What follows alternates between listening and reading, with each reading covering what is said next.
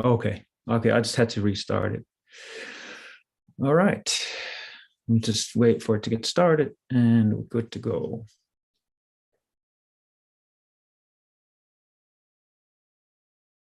Okay. Okay. I just had to.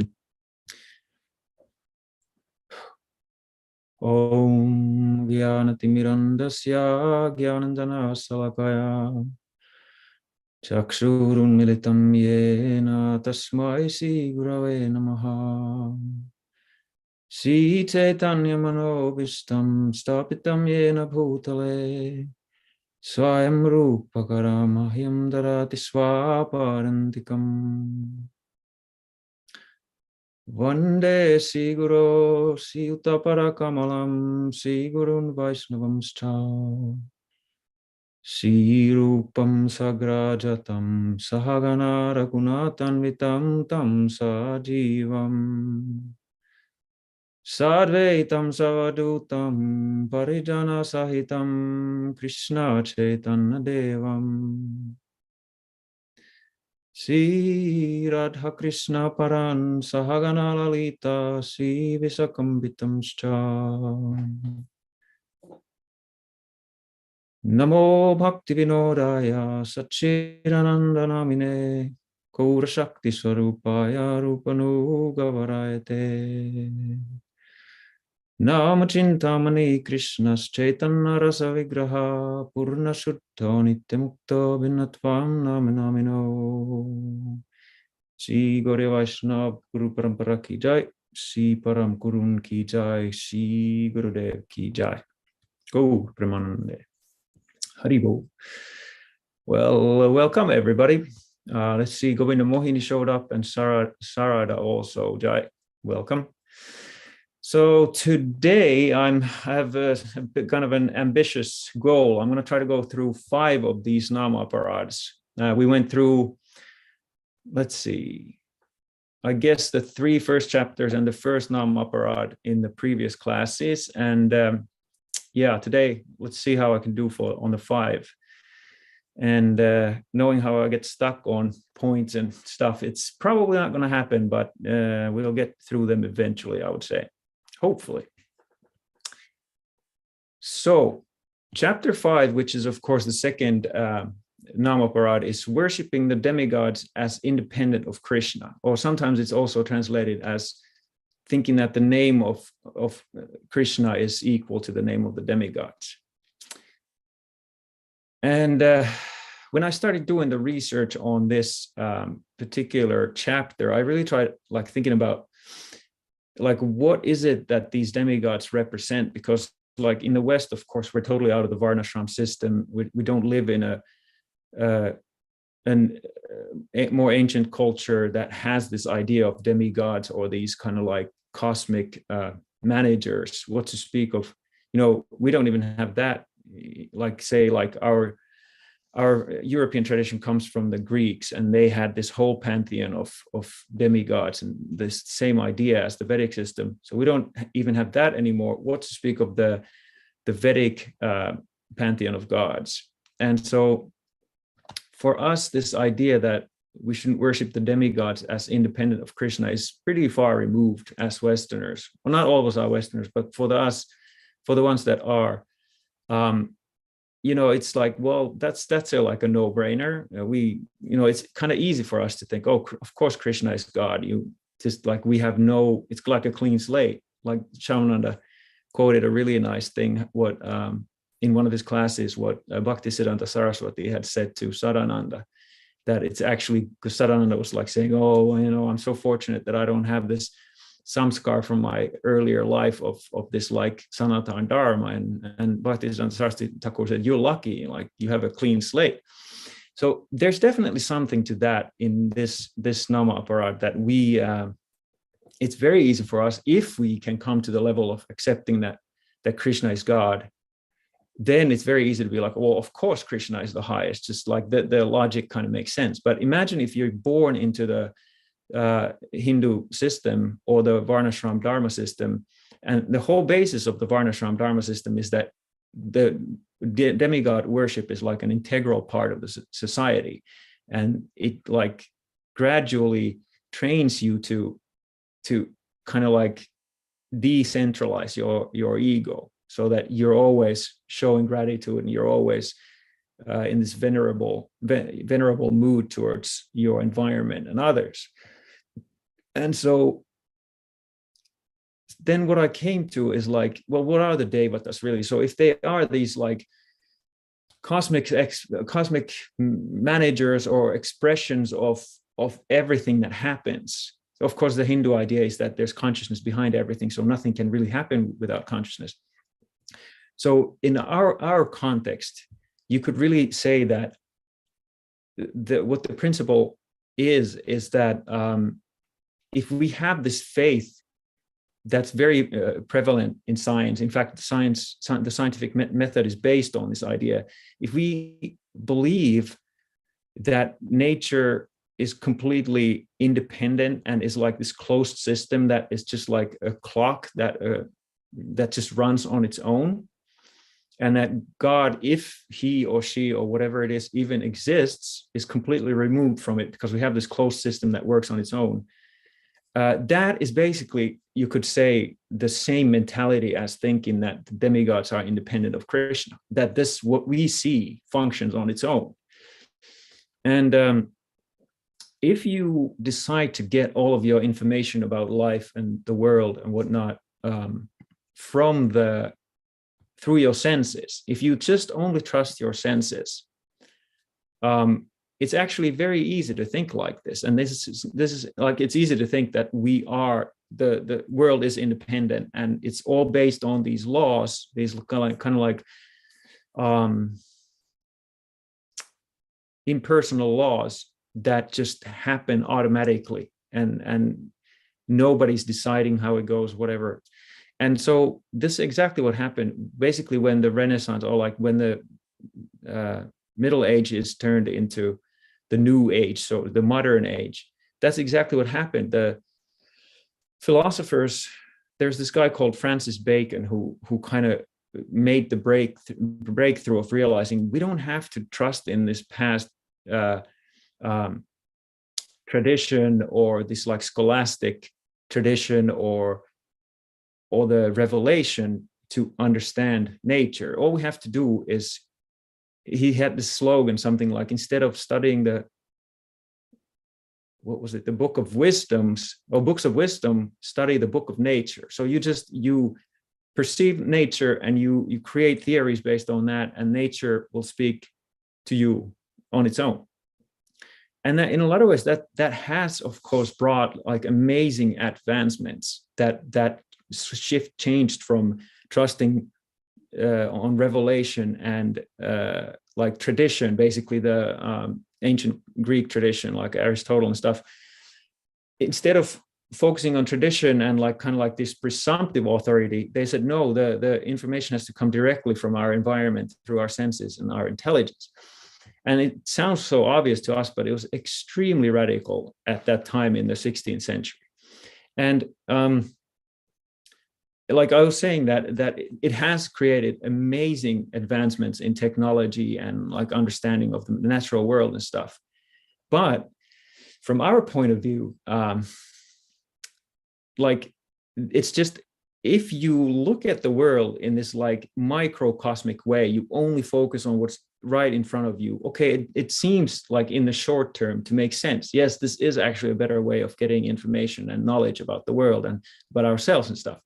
But if you take it to the massive like cosmic scale, as the Hindus and like deep spiritualists see existence, whatever happens right now is just like a blink of an eye. It's like basically one exhalation of Mahavishnu.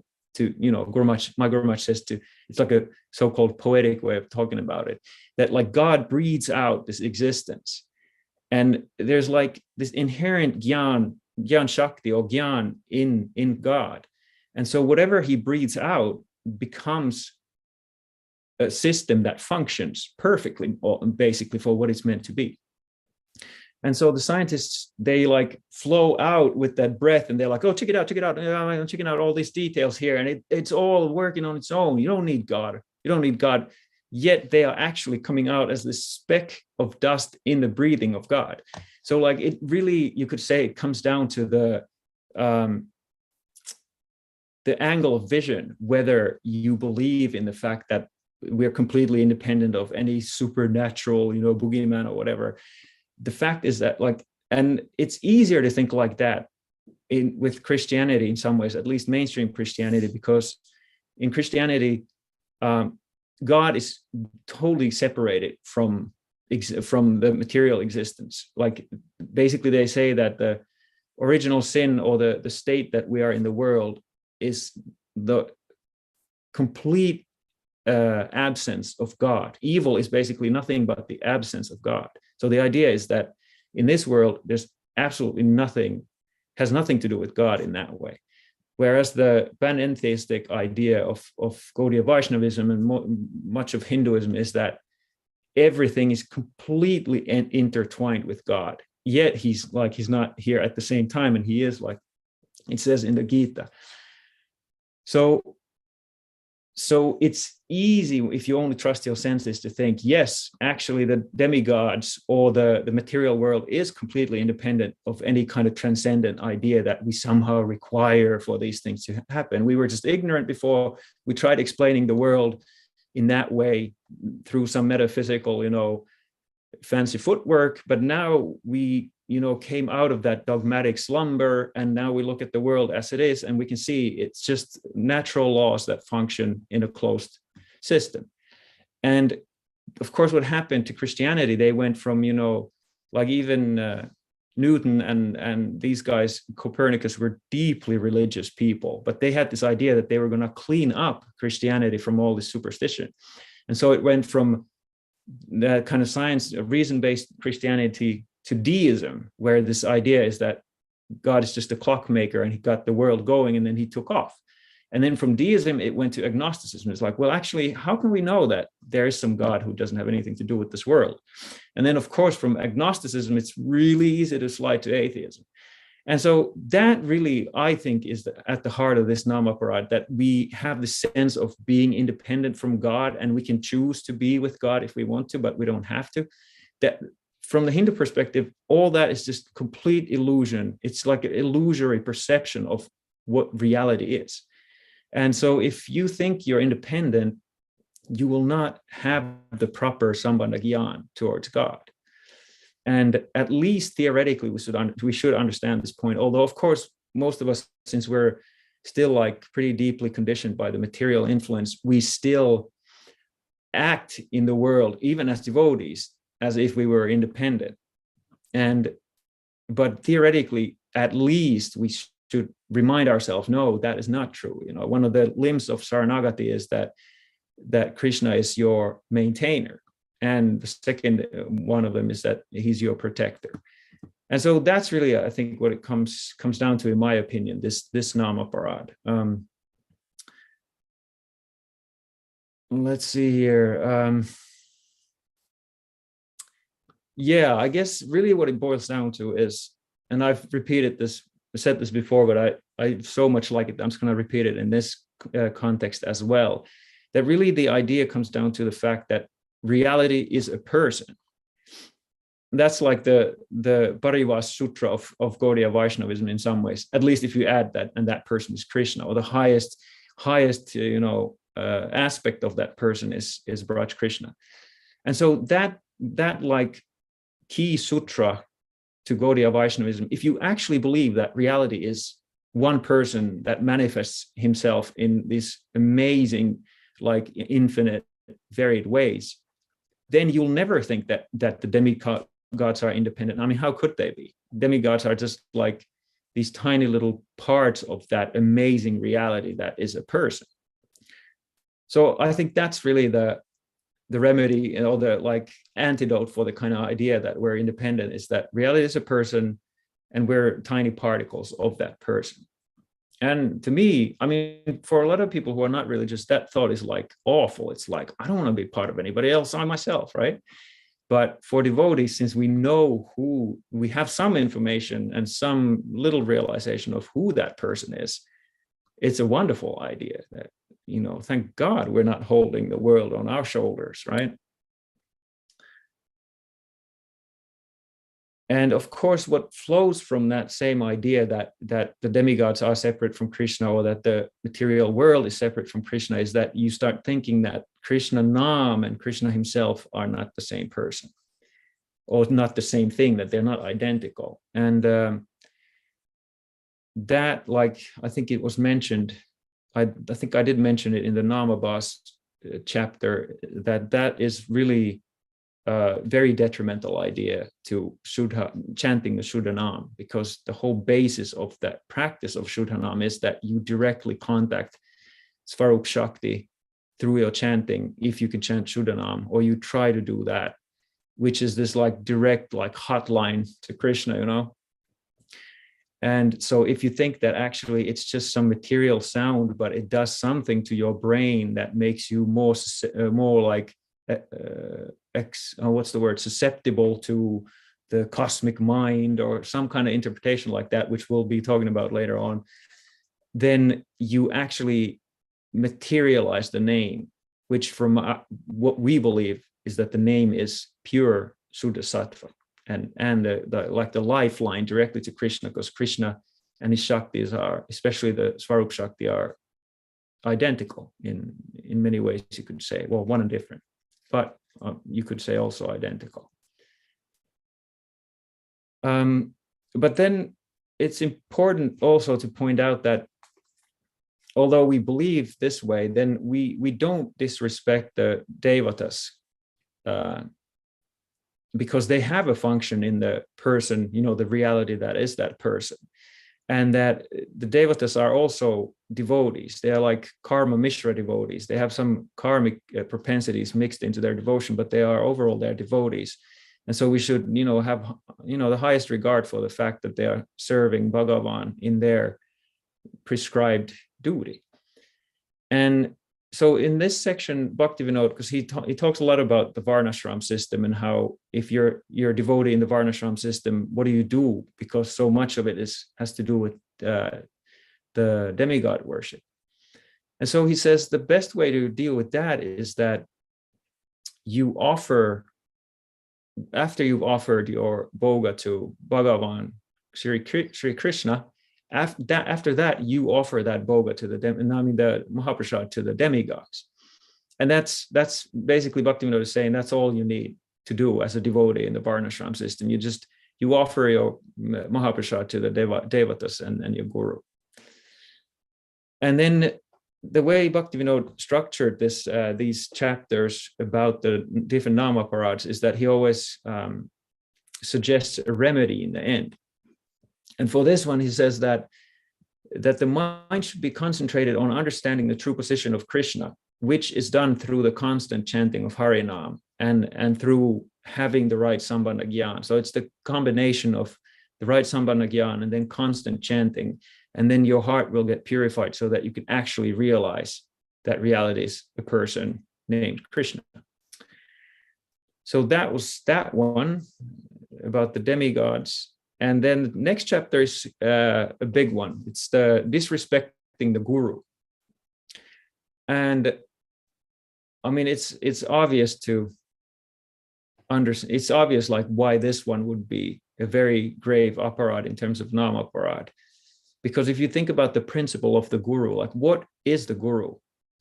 Is it just some social position like the president or, the secretary of state? And then there's the guru. You could say in the Varnashram system or the social system of the Vedic culture, the guru, in some ways, there's so many positions of guru, all kinds of Kula guru, like Varnashram guru, or all kinds of different gurus. But of course, what we're talking about here, since it's in the context of Suddha Nama is the Sadguru, or the ultimate guru from our point of view, the connection between us and the Svarup Shakti that is coming down because of as like Krishna's mercy. And so basically the principle is the guru is, you could say, Krishna's well-wishing towards us. that comes in this kind of like tailored or like customized way when we've been circling in the samsara for an eternity. That's a long time. So we've been circling and just trying to enjoy. And then finally, somehow, out of great luck, out of bhakti sukriti, we come to the point where we just get so exhausted with the game that we can't go on anymore. We get completely just like, we can't continue. And then out of that frustration and helplessness comes this sincere, earnest plea to have help from the higher quarter, as Sridhar Maharaj would say it. And that's when the guru steps in people's lives. I don't know if you've had that experience. I had that experience very strongly. It was like at the height of my helplessness and anxiety and hopelessness, really. That's when I contacted the Gaudiya Vaishnava Guru Parampara. And there's so many nice stories like that. I love hearing those stories, like Archan Siddhi's that interview series. There's so many wonderful examples, and it really kind of hits home, or it drives the point home when Archan Siddhi like brings all these experiences together in the way of interviewing many devotees, and then you start seeing the pattern, like, oh my God, it's one after another. It's a very, very similar circumstance that happens. And so then the guru is like the answer to our desperate crying for release or for some kind of actual purpose in this meaningless cycle of samsara. And then to disrespect that, you can see why Krishna would be kind of pissed off about that. Like, first you're like, oh my God, okay, so my Guru Maharaj gives that example of a guy who's fallen in the well, and then he's crying, help, crying, and nobody's around, and he's obviously, you can't get out by your own devices. So that's basically the situation when we finally realize that we really desperately need guidance. We need a guru. And so the guy is screaming in the well. And what's the mood of that person? It's just this complete helplessness and complete surrender to grace, right? And so that's really, I would say, that is the mood that you have to have if you want to avoid this disrespecting the guru attitude. Because where does that disrespecting come from? It comes from ignorance and anarthas of thinking yourself to somehow be able to do better than the guru or have a better vision of something. I mean, well, anyway, we'll talk a little bit more about the more relative side of the guru later on. But that's really, if you think about it, if you're at the bottom of the well and you're screaming for your life, and of course you're not going to be thinking about any kind of critical things about others because you're completely preoccupied with your predicament. And so I would say that is the best mood against this offense. But then, of course, it's not that we shouldn't, on some level, discriminate, because they're like, oh, okay, for example, so the guy's screaming in the well, right? And then so all of a sudden, a head bops up in the circle that the guy sees from the bottom of the well, and some good Samaritan is there and says, what can I do? Let's get you out of there. And you're like, wow, you immediately says, yes, let's do it. And the guy throws down a rope, and you start going up, and oh my God, I'm so infinitely grateful to you. And then the guy's like, okay, give your hand, reach out your hand. And then you reach your hand, and he pulls out your watch and throws you back down in the well. So the guy saw your watch when you were at the bottom of the well, and that was his motivation, but he acted like a guru and you trusted him, right? So Bhaktivinoda cautions against, before you Oh, and then, of course, you're at the bottom of the well and your leg is broken now, which means, first of all, you don't trust those people anymore who come and ask, that tell you they're going to help you. And second of all, it's a little hard to try to, scale the well wall when your leg's broken. So you're damaged from that.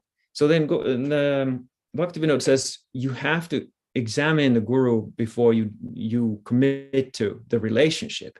And he says this really funny thing. He kind of says like, one should carefully examine the guru before taking diksha, just like one would examine a material object. I guess the indication is before buying something, you like look at it like this. And that's of course a little like tricky area, because you could do that out of wrong motivations of being just like really suspicious because of your material covering. But the point is like, be level-headed, but also just be kind of like, be honest about what you see. And then, what do you do when you try to figure out who's a real guru? So of course you like try to think about the characteristics. What does the scripture say? And one of the first things, in fact, I think it's the first thing that the Gaudiya scriptures say, is that the guru should have comprehensive scriptural knowledge of what bhakti is. And he's or she is supposed to be able to explain, like dispel people's doubts. So this kind of like deep realization about the scriptures, and also just theoretical knowledge of the scriptures is the main thing. And of course, then as a side effect, there should be this interest in material affairs and this intense interest in devotional things, anything related to bhakti. So that alone, like, just don't focus on basically on the external things, like, are you a good singer, or are you a good speaker even? Like, do you know the scriptures comprehensively, and are you actually disinterested in material life, and do you have this deep interest in spiritual affairs? And that I think alone will say enough. Also, Bhaktivinoda emphasizes that you can't think of the guru as an ordinary person, but this is like a especially empowered person who's empowered by Krishna for this specific task of giving shelter to certain jivas that recognize him or her as a guru, as like an ambassador from the other side. And Bhaktivinoda says that we should always serve the guru with great devotion, and always keep in mind that she has basically saved us from the well. And that's the right attitude to avoid this aparad of disrespecting the guru. But then at the same time, sometimes it happens that your guru gets influenced by karma and gets attracted by wealth and the opposite sex or the same sex, depending on their orientation, or like the thirst for power and influence, pratishta. And then if due to bad association that happens and they fall down, or they change their philosophical ideas about what the ultimate truth is, then you can disregard the guru's instructions. That's really like the only time you can totally disregard the guru's instructions and reject the guru. And then it's obviously not an aparad if the guru falls down. But yeah, I think that's as simple as that. And then Bhaktivinoda, he also describes how we should be reverential towards the guru. And this is a direct quote: "One should not step on the guru's bed and seat, shoes, vehicle, the water that washes his feet, or his shadow." And here, my Guru Maharaj, at least, he kind of downplays this kind of Aishvarya, like that thing about not stepping on the guru's shadow. I think that's in Indian culture, it's a much more grave offense than in the West. I don't think anybody in the West would even think about something like that. But here, yeah, Guru Maharaj definitely, when I joined, he emphasized this idea of like that he wants to have a smaller halo as a guru, which means that like intense emphasis on the Aishvarya side of the guru, he did not find that to be useful at this time in the West. Like, it all comes down to what's useful for the mentality of the people, really. The core principle is, how can I help this person to get more serious about their spiritual life and go to Krishna? Like, the guru is a servant, right?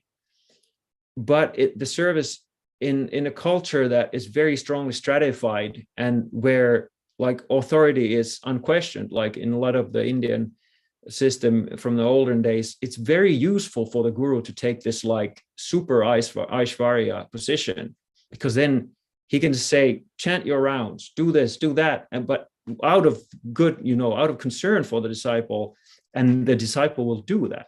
Whereas in the West, if like that kind of, here it's seen as like this authoritarianism, which is automatically questioned and kind of frowned upon.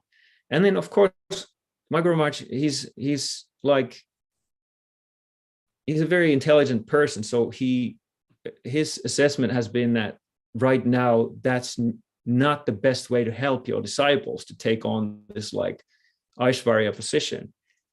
But that's a tricky thing in the West, because if you're too friendly, then the disciples can lose respect for you. But if you're too far, if you're too high on the seat, then they'll get like suspicious of you. And the tricky thing, I think, with the West is that we're always like moving around with our conceptions of what reality is. We're like in this constant state of recreating ourselves and our societies. So I would imagine, extremely difficult to be a guru at this time, because you're always kind of like trying to figure out where people are at, what is the most effective way of dealing with them. And there's so much room for this kind of disrespect, because if the guru goes a little too far in trying to reach out in this friendly way, then the disciples might lose their respect and start acting inappropriately. So I don't know, this just came to my mind when I was talking about it, that we're kind of in a very tricky situation in terms of the guru-disciple relationship right now in the West, because it's constantly changing, and there's this strong, distrust of authority in general. So I don't have any good answers, I guess, to how to avoid starting to disrespect the guru, because it's another form of disrespect if they are like this very intensely Aishvarya kind of guru in terms of a high seat and all this worship and stuff. When you start questioning their motives receiving that kind of worship, that's another form of the same disrespect. Whether you disrespect them by thinking that they're ordinary, or whether you disrespect by thinking that they're a little too extraordinary in other people's eyes or something.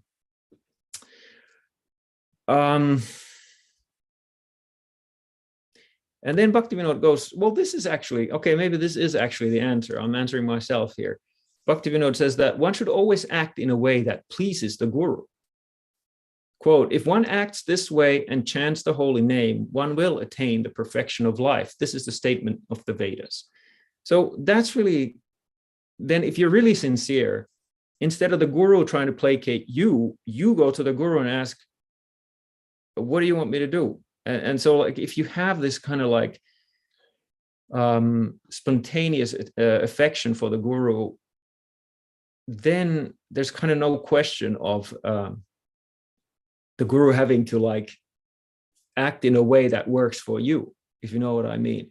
But of course, it's extremely hard to have that kind of spontaneous affection for the guru, like when the guru stops placating you and he is who he is, or she is who she is.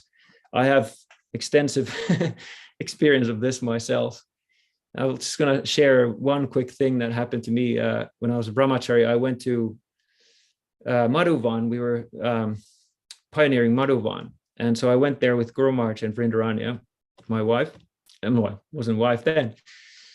And so Vrindaranya had started to kind of work on me because she could see that I had certain areas that I could improve on.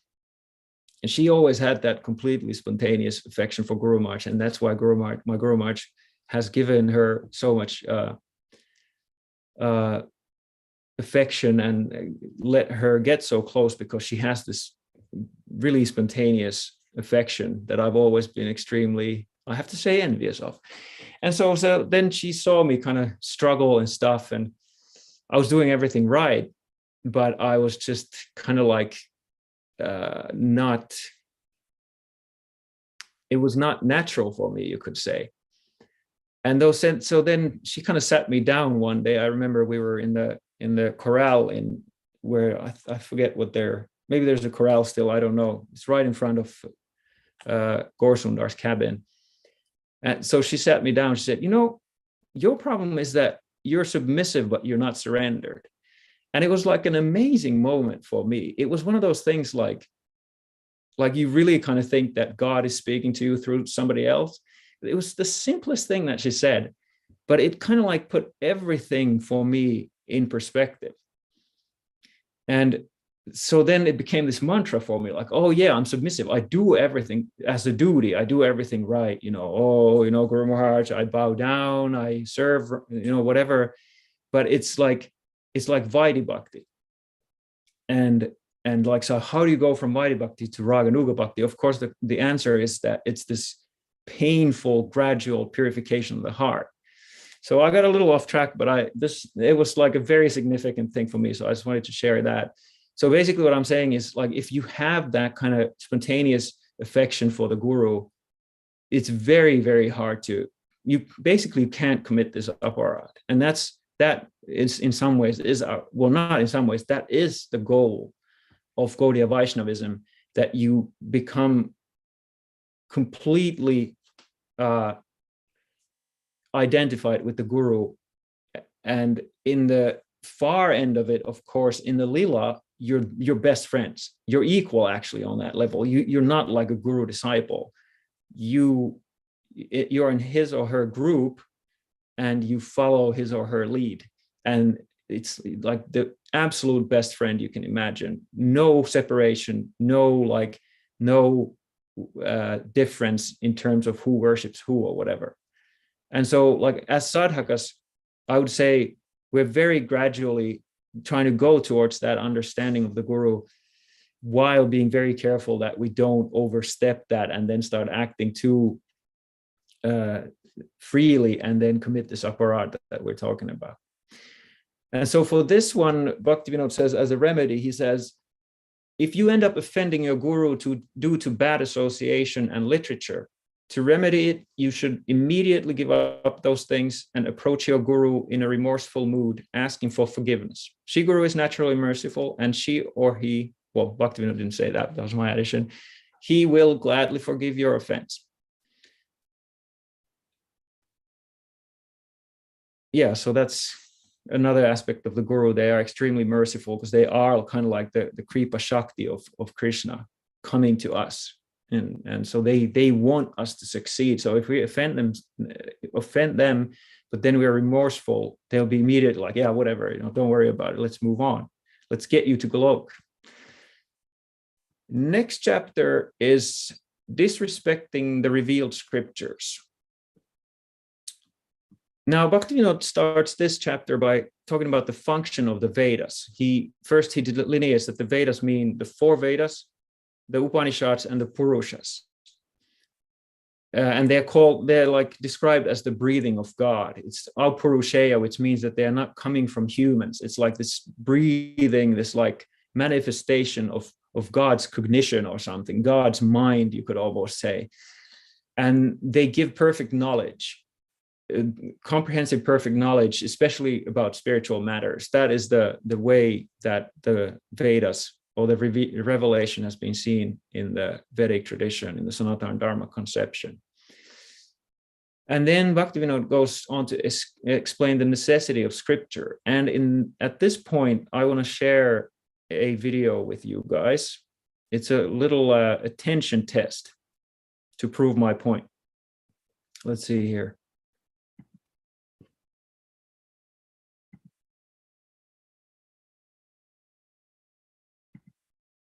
Okay, do you guys see it? Somebody give me a thumbs up. Do you see the screen? Yes. Okay.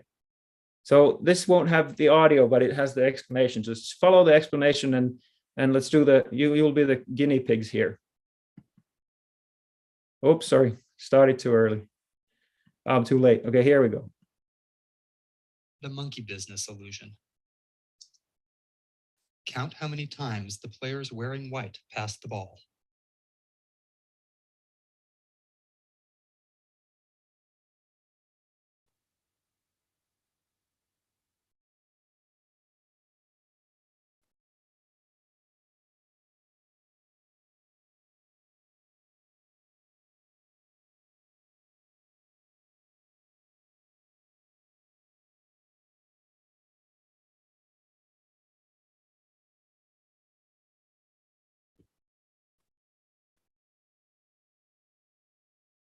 The correct answer is 16 passes.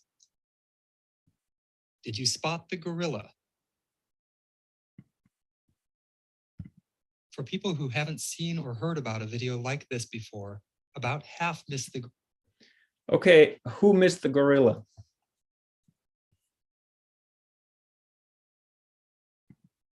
Let's see, you can do in the chat. Okay, Sarada missed the gorilla. Anybody else? It seems like Shamananda and Sakyarthi also. What about Guido or Carolina? Well, Carolina missed it too. So that's okay, Krishna. So it looks like everybody missed it. So let me go back there. I'll show you where the gorilla is. You'll be surprised that you missed it.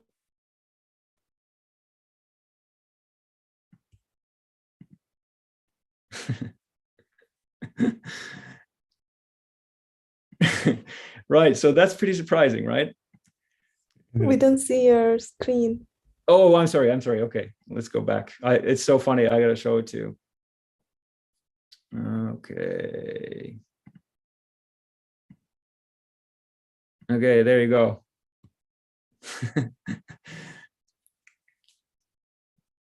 So the reason I'm showing you this video is that when Bhaktivinoda talks about the necessity for scripture, he says that the senses are extremely limited. And I think that's a pretty good little example of how limited our senses are.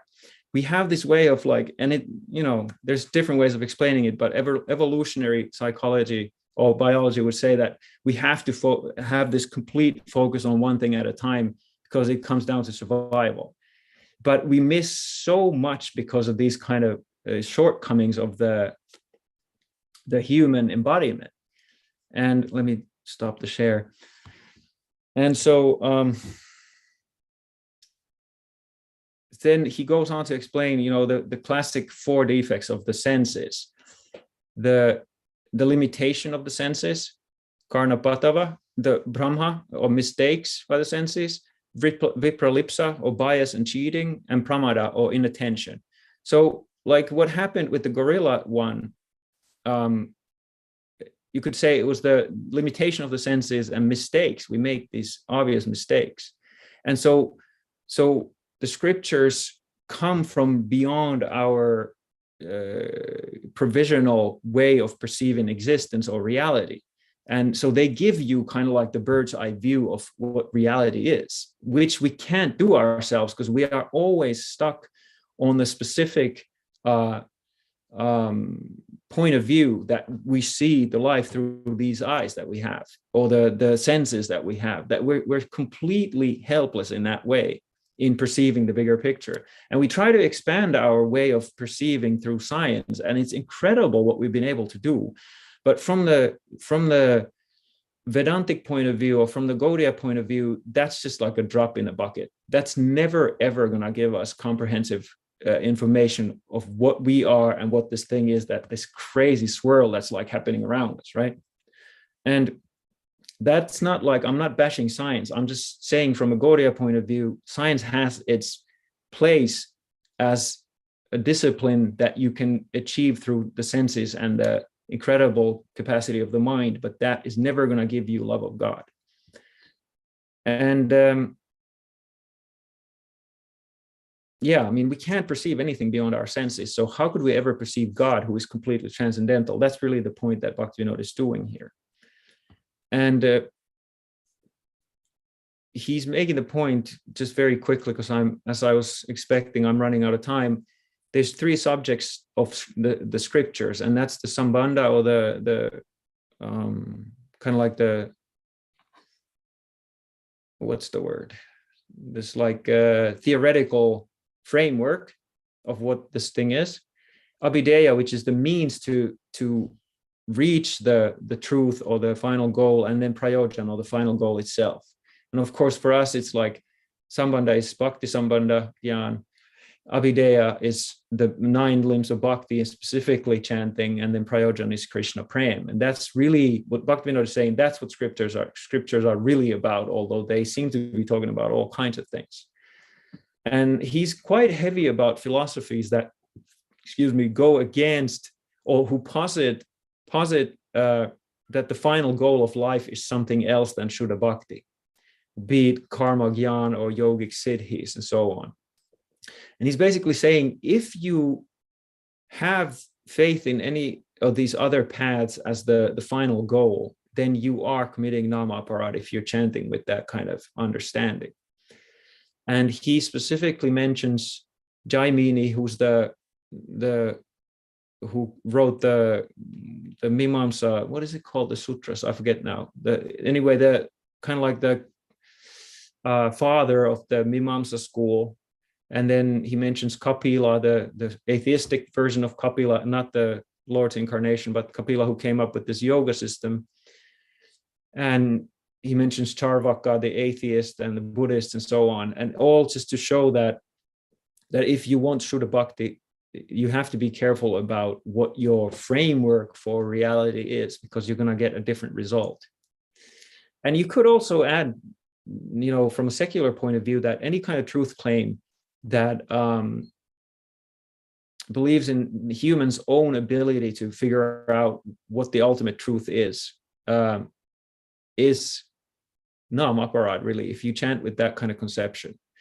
And of course, I just want to add, so that doesn't come off totally sectarian and fanatical, that of course we can augment our understanding of the world by science in terms of all these practical things. I mean, it's undeniable that we've made incredible advancements in understanding so much about the material world and stuff. But like I said earlier, the fourth state of existence, which is the beyond stage of the material states of mind, science it simply can't touch that reality. And of course, Bhaktivinoda takes an opportunity to jab at Mayavad at this point, because it's another form of the kind of thinking that kind of cancels Krishna out of the picture, or like believes in kind of like that's really what Mayavad does. And then he mentions that the direct meaning of the Vedas is Nam Kirtan, and he specifically points out the Omkar, and how the Om is the principal all-pervading sound in the Vedas. And in fact, the Om is actually a name of Krishna. And he says that by chanting it, you'll actually reach Golok. I don't know if he means that literally. That was an interesting statement, but that's what he says in Harinama Cintamani. And he also strongly makes the point that all the Vedas proclaim that simply by chanting the name of Hari, everything will come from that. And that is like the essence of the Vedas. That's our strong conviction. And then lastly, again, there's a remedy for this aparad if you disrespect the Vedas or the scriptures, is that then in that case, you should offer flowers and tulsi leaves to the Bhagavatam or the Vedas with devotion. And he says that the Bhagavatam is certain to give its boundless mercy if you have that kind of mood towards it. And I think I will stop there. Yeah, I think I've talked enough. And I didn't get to two. Oh, it's two. Yeah, I am too aparad's short. So we got to try to really like bust through them next week. I have a lot to go through next week because of I missed one of my classes. Yeah, that is that. And I thank you for your attention. And if you have any questions or comments, please let's hear them.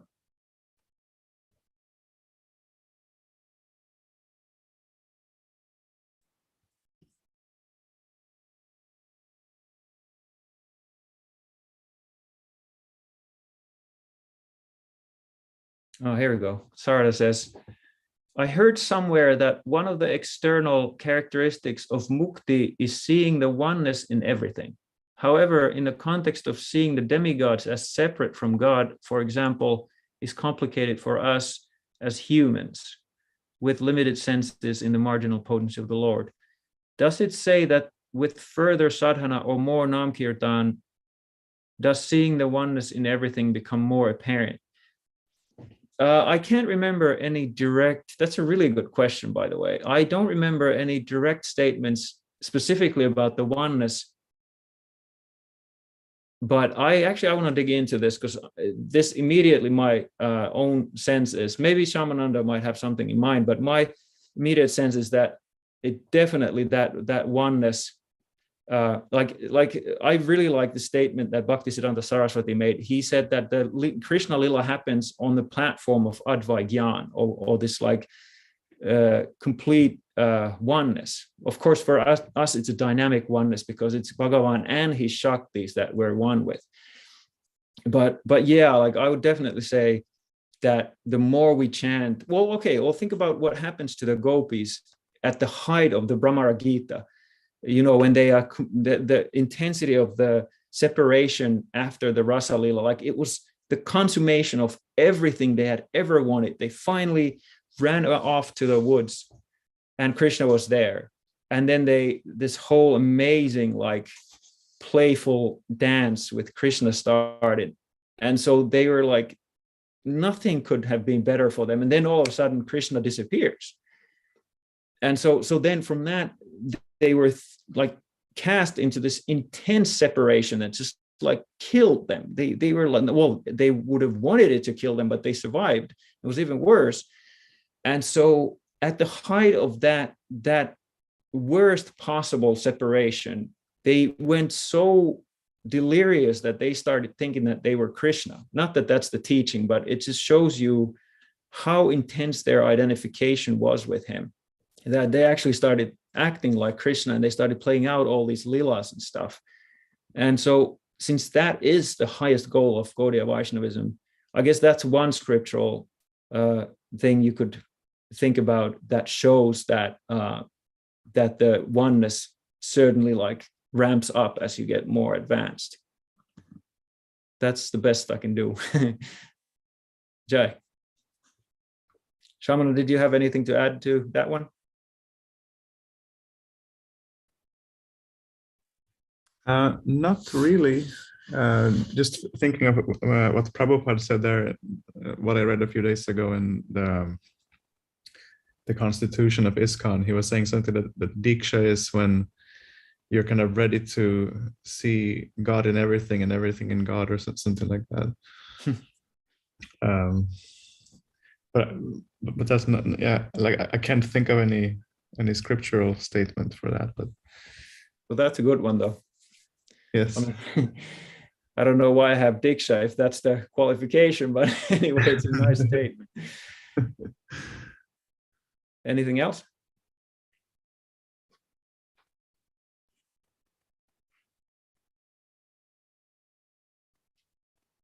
Okay, well, I guess that's it for now, but I thank you everybody again for coming.